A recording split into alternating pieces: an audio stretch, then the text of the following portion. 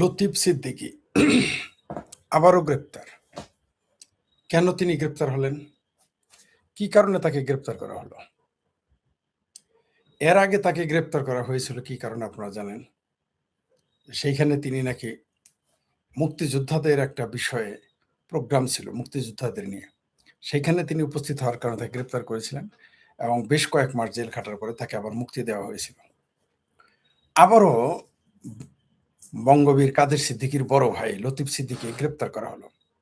বৃহত্তর ময়মনসিংহ জেলার সিংহপুরুষ লতিফ সিদ্দিকী, তাকে হঠাৎ করে কেন গ্রেপ্তার করলো? এখন তো আওয়ামী লীগ কোনো আন্দোলনে যাচ্ছে না, এমনকি তিনি কিন্তু শেষের দিকে আওয়ামী লীগ থেকে বহিষ্কৃত ছিলেন। আওয়ামী লীগ তাকে দল থেকে খারিজ করে দিয়েছিল। কেন? তার সদস্য পদ ছিল না। কেন? তিনি হজ নিয়ে সমালোচনা করেছিলেন, মৌলবাদী শক্তিকে নিয়ে সমালোচনা করেছিলেন, যার জন্য তার এমপিত্ব, মন্ত্রিত্ব, দলীয় পদ সবই চলে যায়। এই দেশটা বড় অদ্ভুত। এখানে মৌলবাদের সমালোচনা করলে এমপিত্ব, মন্ত্রিত্ব চলে যেতে পারে। তার আরেকজন ছিলেন, সেটা হলো মোরাদ হাসান এমপি। তিনি আমাদের সরিষাবাড়ির আসনের এমপি। তিনি বলেছিলেন ৭২-এর সংবিধানে ধর্মনিরপেক্ষতা থাকতে হবে, রাষ্ট্রধর্ম ইসলামকে তিনি প্রশ্ন করেছিলেন। তার জন্য দেখলাম শুধু বিএনপি না, জামাত, হেফাজত না, চর্ম নয়, চামড়া নাই, পীরেরা নয়, এমনকি আওয়ামী লীগেরা তার সমালোচনা করত। যদিও বাংলাদেশ আওয়ামী লীগের ৪ মূলনীতির অন্যতম একটা হলো ধর্মনিরপেক্ষতা। সেখানে রাষ্ট্রধর্ম ইসলাম স্বীকৃত নয়। কিন্তু তারপরেও এমপি মুরাদ হাসানকে সমালোচনা করা, যাই হোক সেটাও বাদ দিলাম, আমরা ওইদিকে যাচ্ছি না। লতিফ সিদ্দিকীকে গ্রেপ্তার করা হলো কি মামলায় জানেন? শাপলা চত্বরের মামলায়। শাপলা চত্বরের এই যে আমাদের হেফাজতে ইসলাম, তারা আসছিল সেদিন সরকার দখল করতে। একটা সরকার থাকতে যখন আপনি ঘোষণা দিবেন, সেখানে প্রেসিডেন্টের নাম ঘোষণা করা হয়েছে, প্রধানমন্ত্রীর নাম ঘোষণা করা হয়েছে, তাহলে তারা কি রাষ্ট্রের আইনে বিদ্রোহী নয়? তাতে তো সবার জেলে থাকার কথা ছিল। যারা তখন আওয়ামী লীগ তো অত্যন্ত ভদ্রতার পরিচয় দিয়েছিল, যে একটা সরকার থাকতেই এই হেফাজতিরা তাদের প্রধানমন্ত্রী ঘোষণা করলো, প্রেসিডেন্ট ঘোষণা করলো নিজেদের। আমি যদি এখন নিজেকে বাংলাদেশের স্বরাষ্ট্রমন্ত্রী ঘোষণা করি, শেখ হাসিনা প্রধানমন্ত্রী, আমি স্বরাষ্ট্রমন্ত্রী ঘোষণা করলাম নিজেকে, বা যে কোনো মন্ত্রী ঘোষণা করলাম, আমার জেল হবে না বাংলাদেশ আইনে? এটা রাষ্ট্রদ্রোহিতা না? বলেন কিনা? তাহলে তারপর এটি কোন সরকার? যে সরকার একটা সন্ত্রাসের মাধ্যমে এসেছে, মুক্তিযুদ্ধ বিরোধী সরকার। এই সরকার থাকতে যদি আমি আরেকটা সরকারের ঘোষণা করি প্রধানমন্ত্রী হিসেবে, কাউকে প্রেসিডেন্ট হিসেবে, তাহলে কি রাষ্ট্রদ্রোহী মামলা হবে না আমার নামে? আর সেই জায়গায় একটা মুক্তিযুদ্ধের পক্ষের শক্তি ক্ষমতায় ছিল, তার বিরুদ্ধে আপনি শাপলা চত্বরে দাঁড়িয়ে ঘোষণা করলেন, যেটা কিন্তু তারা বলা হয়েছিল যে হেফাজত ইসলাম কোনো রাজনৈতিক দল না। অথচ হেফাজতে ইসলাম নামটা একটা কুফরি ইসলামের দৃষ্টিতে। কারণ ইসলাম হেফাজত করবেন আল্লাহ, তার ফেরেশতারা আছে, না থাকলেও তো অন্তত পক্ষে আবাবিল পাখি আছে। হঠাৎ করে হেফাজতে ইসলাম বানায় ফেললো বাংলাদেশের হাটাজারি মাদ্রাসার কিছু লিল্লাঘর মৌলবী আর কিছু বলৎকার মৌলবী মিলে বাংলাদেশে হেফাজতে ইসলাম বানায় ফেললো। আমি নিজে এনটিভিতে একটা অনুষ্ঠান দেখেছিলাম, তিনি সেখানে দাবি করেছিলেন যে হেফাজতে ইসলাম নামটাই, শব্দটাই কুফরি। আসলে আমি বারবার বলেছি, এটা হেফাজতে ইসলাম নয়, এরা হচ্ছে হেফাজতে পাকিস্তান। হেফাজতে ইসলাম না লিখলে তারা মার খাবে। হেফাজতে পাকিস্তান এখনো যদি কোনো দল করে, সেটা লাতিফটা হবে, এই ভয়ে তারা সেটার নাম রেখেছে হেফাজতে ইসলাম। হেফাজতে ইসলামকে সামনে রেখে আমরা দেখেছি বিএনপি, জামাত এবং অন্যান্য দলগুলো ক্ষমতায় যাওয়ার প্রক্রিয়া করেছিল, আর তারা নিজেরাই ঘোষণা করেছিল। সবচেয়ে একটা বিষয়, আশ্চর্যের বিষয় মনে করে দেই, আজকে কাদের সিদ্দিকী বলছেন হ্যাঁ তারা ভাইকে ফাঁসি দিয়ে দেখ, কিন্তু গোসা করে বলেছেন। আপনি কি জানেন হ্যাঁ হেফাজতের আন্দোলনে এই বঙ্গবীর কাদের সিদ্দিকী সমর্থন করেছিল, তাদের পানি খাওয়ানোর কথা বলেছিল, আমার মনে আছে। আজকে তারা ভাইকে গ্রেপ্তার করা হয়েছে শাপলা চত্বরের তথাকথিত সে হত্যাকাণ্ডের কারণে। কেউ কেউ বলেছে সেখানে নাকি ২,০০০ মেরে ফেলেছে, ৩,০০০, আর আমরা তো হাজার হাজার মেরে ফেলেছে। এই হেফাজতে ইসলাম যখন এই আন্দোলন করে, আমার এলাকায় আমি যেতে পারি নাই, আমাকে বলছে খবরদার এলাকায় আসেন না। গণজাগরণ মঞ্চের আন্দোলনে তখন আমরা সক্রিয় কর্মী। আমাদের বলছে ভুলেও এলাকায় আসবেন না, এনে ভুলেও এনে হেফাজতের বিরুদ্ধে বলবেন। আমার এলাকায় এগুলো বলতে দিত না। আওয়ামী লীগ পাওয়ারে হেফাজতের সমালোচনা করা যাবে না। আমাকে বলে দিত, সতর্ক করে দিত আত্মীয়-স্বজন, বন্ধু-বান্ধবের আগেই। যাই হোক সেই হেফাজত, তারা বলল হাজার, হাজার মেরেছে। এক বাটপার তো ওই হেফাজত নিয়ে একটা টাউটি বাটপারে নিউজ করে তো বাংলাদেশের আদিলুর নাকি ফাদিলুর না গাদিলুর একটা গাদিলুর, সে তো এই দেশের উপদেষ্টাই হয়ে গেছিল।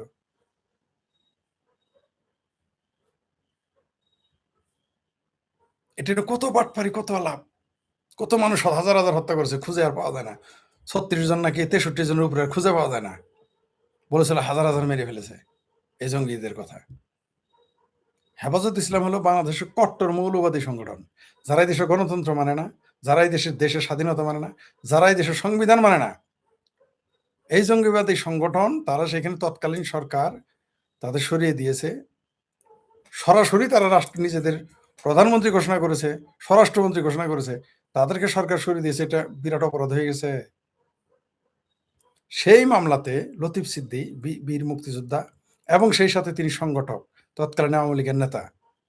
বাংলাদেশের রাজনৈতিক ইতিহাসে, মুক্তিযুদ্ধের ইতিহাসে তার নাম স্বর্ণাক্ষরে লেখা রয়েছে। তাকে গ্রেপ্তার করা হলো। কেন গ্রেপ্তার করা হলো? আসলে কি তাই শাপলা চত্বর? না। আর তার স্মার্টনেস দেখেছেন? একেবারে বীরের মতো তিনি যে স্ট্রেইট কিভাবে চলতেছেন, এটা হচ্ছে নেতা। থোড়াই কেয়ার করেছেন। তিনি কি বলেছেন? আমাকে ফাঁসি দিয়ে দেন। কেন বলেছে? বলার কারণ হলো যে তারা যে বাটপারিটা করেছে, তারা যে প্রতারণা করেছে, সেটাকে তিনি সরাসরি চ্যালেঞ্জ করেছেন যে ফাঁসি দিয়ে দেন। কেন জানে যে বিচার কি রায় হবে, ভালো করে জানে। এই লতিফ সিদ্দিকীর আসল অপরাধ কি? কি কারণে তাকে গ্রেপ্তার করা হলো? তার আসল অপরাধ হচ্ছে তিনি তার আসল অপরাধ হচ্ছে তিনি মুক্তিযুদ্ধের পক্ষের। তিনি মুক্তিযোদ্ধা ছিলেন এবং সেই সাথে সংগঠক। এটাই তার আসল অপরাধ। এই ব্যাপারে ডক্টর হুমায়ুন আজাদ স্যার চমৎকার কথা বলে গিয়েছিলেন যে এই স্বাধীন বাংলাদেশে একদিন পাকিস্তান ভাঙার দায়ে মুক্তিযোদ্ধাদের বিচার করা হবে। তার কথাটা কড়াই গন্ডায় মিলে গেল, একেবারে হুবহু মিলে গেল। আজকে ২০২৪-এর সেই তথাকথিত সন্ত্রাসী আন্দোলনের মাধ্যমে একটি তথাকথিত মুসলেকা সরকার ক্ষমতায় আসার পরে তারা যা ইচ্ছা তাই করতেছে। এই ১৮ মাস তথাকথিত ইউনুস, আরেক বদমাইশ বাটপার, তার এনজিওগ্রাম সরকার যেভাবে বাংলাদেশের মুক্তিযুদ্ধের চেতনা, মুক্তিযুদ্ধের অবস্থান থেকে সাধারণ মানুষকে সরিয়ে নিয়ে যাওয়ার চেষ্টা করেছে, যেভাবে তারা মুক্তিযুদ্ধের বিরুদ্ধে সারাক্ষণ বয়ান দিয়ে চলছে, এই ৫৪-৫৫ বছরে বাংলাদেশের মানুষ দেখে নাই। তারপরে ৪ মাসে চলে আসলো এই মুসলেকা সরকার ক্ষমতায়, আমাদের জাতীয় ভাইয়ার সরকার। এখানেও তারা সেই ইউনুস সরকারের, সেই জামাতি সরকারের যে বাটপারি, বদমাইশি, মুক্তিযুদ্ধের চেতনার বিরুদ্ধে অবস্থান, মুক্তিযুদ্ধের বিরুদ্ধে অবস্থান, বাংলাদেশের সংবিধানের বিরুদ্ধে অবস্থান, সেটাই তারা জারি রেখেছে। তার সর্বশেষ নিদর্শন হচ্ছে লতিফ সিদ্দিকীকে গ্রেপ্তার করা। এর মধ্য দিয়ে বিএনপি প্রমাণ করে দিল যে তারা মুক্তিযুদ্ধের বিরুদ্ধে। আর এই সরকার যে বিএনপি একা চালাচ্ছে না। আমি বারবার বলেছি আপনাদের যে এই সরকার, বিরোধী দলও যারা, তারা সরকারি দলের বিরোধী দল। তার প্রমাণ হয়ে গেল তো। এই সরকার এখন যারা বিরোধী দলে আছে, স্বতন্ত্র আছে এবং আরো যারা অন্যান্য এমপি আছে, সব এক। জাস্ট একটা পরিবার বিচ্ছিন্ন ভাবে বসে আছে। একটা মুক্তিযুদ্ধ বিরোধী পরিবার মনে করেন এই পুরো সংসদকে তারা বিভিন্ন জায়গায় লতিফ সিদ্দিকীকে গ্রেপ্তার করার মাধ্যমে তারেক রহমান প্রমাণ করে দিল যে তিনি মুক্তিযুদ্ধ বিরোধী। লতিফ সিদ্দিকীকে গ্রেপ্তারের মাধ্যমে এই তথাকথিত এনজিওগ্রাম সরকারের পরের যে এক্সটেনশন সরকার, এই মুসলেকা সরকার, বিএনপির সরকার প্রমাণ করে দিল যে তারা আসলে মুক্তিযুদ্ধের চেতনাকে ধ্বংস করতে চায়। জামাত হেফাজতের মধ্যে কোনো পার্থক্য নাই। যারা লজ্জায় জামাত করতে পারে না, লজ্জায় হেফাজত করতে পারে না, তারা গিয়ে বিএনপি হয়, কথাটা এখন দিনে দিনে সত্য প্রমাণিত হচ্ছে। ৩২ নম্বর যে বিল্ডিংটা ভেঙেছিল, যে বাড়িটা ভেঙেছিল, যে স্মৃতিটা আমাদের ভেঙেছিল, ৩২ নম্বর বিল্ডিং শুধু বিল্ডিং না, ৩২ নম্বর বাড়ি শুধু বাড়ি নয়, এটা বাংলাদেশের পোস্ট কোড বলে মনে করা হয়। সেটাকে ভেঙেছে কারা? আমরা দেখলাম পর্দার অন্তরালে জামাত, সামনে এনসিপি, সামনে বৈষম্য বিরোধী ন্যাশনাল কটকটি পার্টি আমার ভাবির ছেলেরা, পাশাপাশি বিএনপি। কিন্তু আসলে এখন বোঝা গেল যে সম্মিলিতভাবেই তারা এটা করেছে। লতিফ সিদ্দিকীর গ্রেপ্তার একটা সিগন্যাল এদেশের মানুষের জন্য, এদেশের মুক্তিযুদ্ধের পক্ষের শক্তিদের জন্য একটা সিগন্যাল যে তারা মুক্তিযুদ্ধকে মানে না। আমরা দেখলাম মেজর হাফিজ, বাবারে বাবা, বীর বিক্রম, আমরা কি দেখলাম আমরা যে তিনি এত বড় মুক্তিযোদ্ধা, এত বড় বীর বিক্রম, তিনি স্বাধীনতা বিরোধীদের শোক প্রস্তাব সংসদে পাশ করালেন এবং তারপর তিনি যা ইচ্ছা তাই বলা শুরু করলেন বঙ্গবন্ধুকে নিয়ে।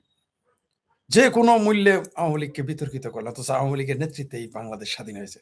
তিনি বারবার বলার চেষ্টা করতেছেন আর্মিরাই সবকিছু করেছে। আর্মিরাই যদি সবকিছু করে আজকে ভাস্কর্য ভাঙলো কারা? বঙ্গবন্ধুর ভাস্কর্য ভাঙছে মানলাম, তোমরা বঙ্গবন্ধুকে মানো না। ৭ বীর শ্রেষ্ঠর যে ভাস্কর্য ছিল সেটা ভেঙেছে কারা? আর্মিরা নিজেরা এসে ভেঙেছে, নিজেরা ভেঙেছে। তাহলে কি বোঝা গেল না যে আর্মিরা এর সাথে জড়িত?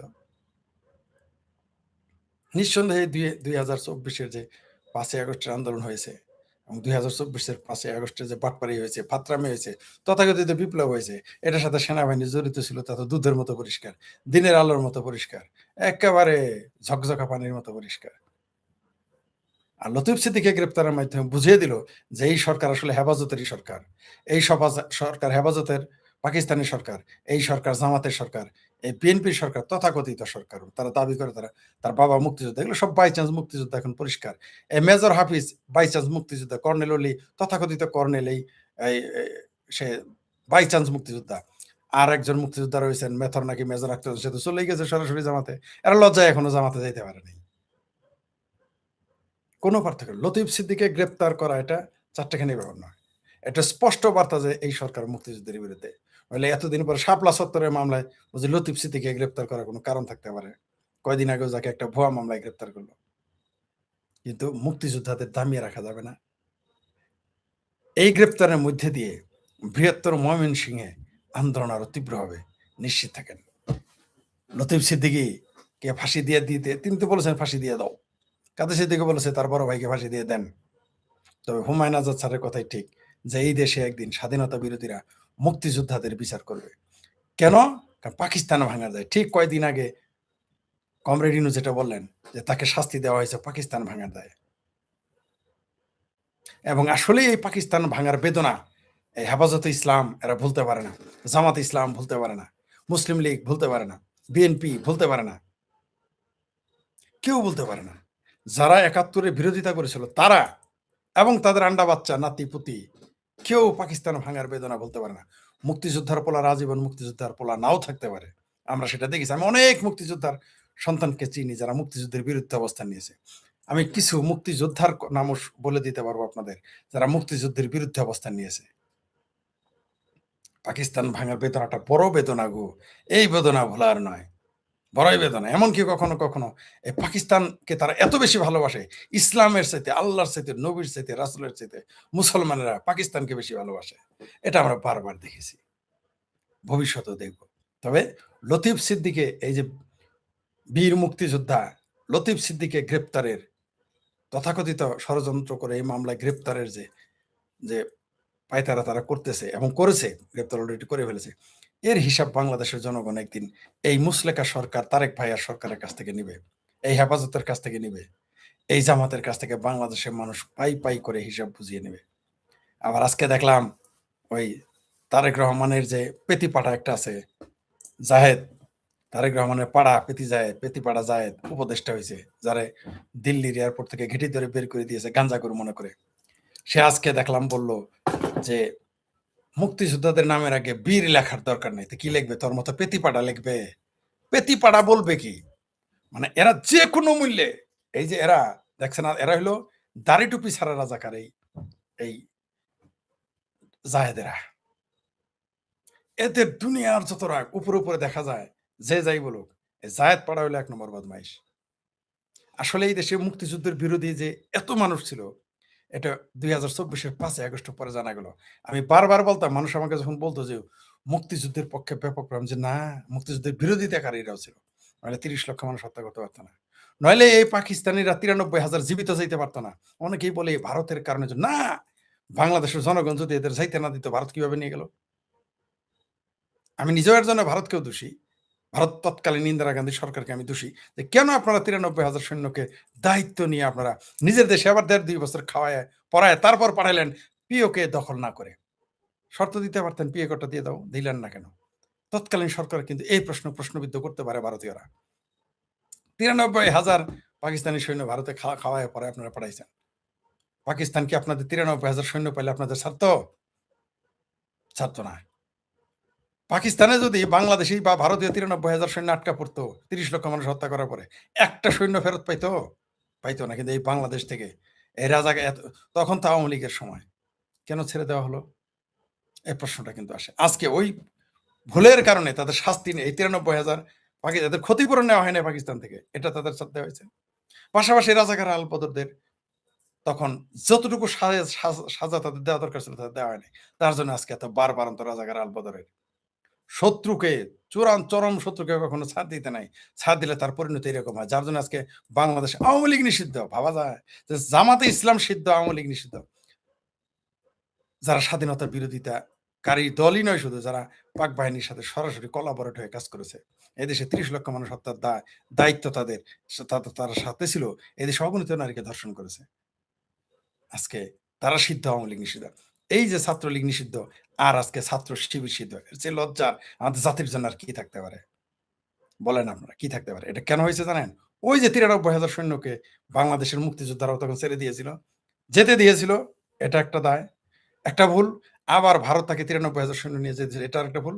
আর তারপরে আমাদের ভুল হলো আমরা পরিকল্পিতভাবে পুনর্বাসিত হওয়ার সুযোগ দিয়েছি। আমি নিজের চোখে দেখেছি ২০২৪ আওয়ামী লীগের এমপিদের মিটিং এ গিয়ে আমি নৌকা মার্কার মিছিলে আমি শিবিরদের দেখেছি। সবসময় এভাবে প্রশ্রয় দেওয়া হয়েছে। আদর্শগতভাবে আপনার সাথে আপনার দলের বিরোধিতা থাকতে পারে। কিন্তু আপনার যার সাথে আদর্শগত বিরোধ তাকে আপনি কিভাবে প্রশ্রয় দেন? তার ফলাফল আজকে আওয়ামী লীগের এই পরিণতি। তার কারণে আজকে মুক্তিযোদ্ধা লতিফ সিদ্দিকী আজকে জেলে। জননেত্রী শেখ হাসিনা আজকে দেশ ছাড়া। দীর্ঘমেয়াদী ভুলের কারণে। তো আশা করি ডিসেম্বরে আন্দোলন শুরু হবে। এই তথাকথিত মুসলিগের সরকার পরিবর্তন হবে। আমরা আশা করছি যে মুক্তিযুদ্ধের শত্রু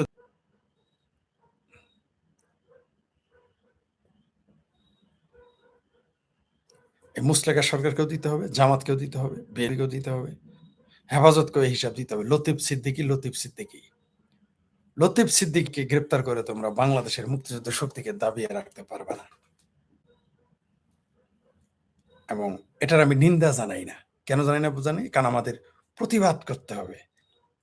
তাই এটা বলতে পারতেছি না যে লতিফ সিদ্দিকীর গ্রেপ্তারে নিন্দা জানাই। না, আমরা এর প্রতিশোধ নেব। এর কোনো নিন্দা জানাবো না। লতিফ সিদ্দিকীর মতো মুক্তিযুদ্ধের সংগঠক এবং বীর মুক্তিযোদ্ধাকে গ্রেপ্তারের প্রতিবাদী শুধু আমরা করব না, নিন্দা তো জানাবোই না।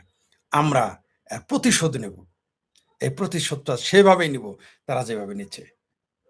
ডক্টর হুমায়ুন আজাদ যেমন বলেছেন না যে মুক্তিযোদ্ধাদের